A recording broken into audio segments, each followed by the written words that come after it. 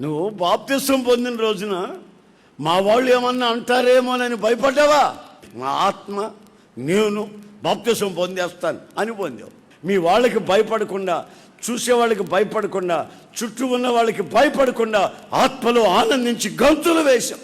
భయపడ్డదానివి కావు, భయపడ్డవాడివి కావు. కొన్ని రోజులు దేవునిని అనుభవించిన తరువాత మరలా అప్పుడప్పుడు అనవసరమైన భయములు నీకు కలుగుతున్నాయి. ఆ కలిగిన భయాల వల్ల తెగించి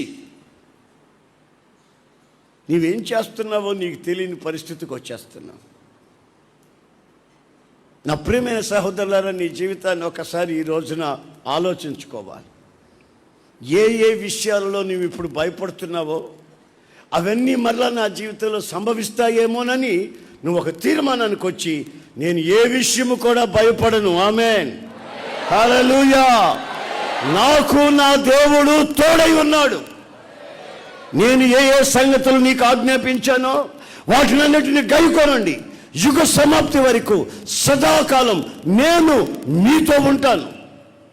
ఆయన మనతో ఉంటానని సవాలుగా చెప్పిన తరువాత మనం భయపడటం ఎందుకు? ప్రైజ్ ది లార్డ్, హల్లెలూయా. రకరకాల పరిస్థితుల్ని